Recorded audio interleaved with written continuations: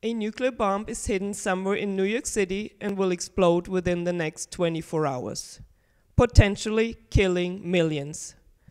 The government has apprehended the main suspect, who refuses to talk. The issue: is it ever justifiable for the United States to torture? Proponents say yes, this scenario is exactly why we need torture. Really?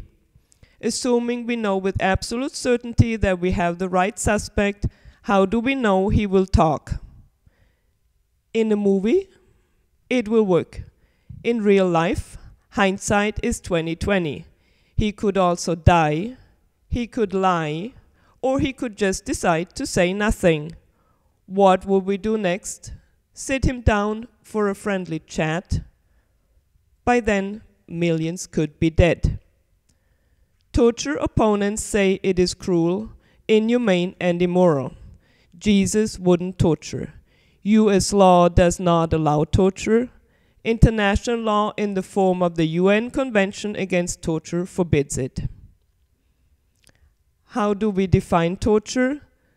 The UN Convention defines it when severe pain or suffering, whether physical or mental, is intentionally inflicted on a person for obtaining information or a confession. Yes, but what if it works? Opinion polls show that about 40% of the US population support torture and a little over 50% oppose it. But everybody seems to assume that torture works. If it didn't, the whole argument would be moot. So the question we really need to ask is, does torture work? Is there any research out there supporting this? Back in the 1950s and 60s, the CIA experimented with mind control. They implanted electrodes in monkeys. It worked, but caused severe brain damage. LSD proved to be unreliable. Neither heroin nor psychedelic mushrooms worked. A sensory deprivation tank, sometimes paired with LSD, showed promising results on some people. Others enjoyed the experience. A 52-year-old woman stayed for 35 days in a sensory deprivation chamber and not even once asked to be let out. The task of all intelligence services is to obtain vital information from a suspect.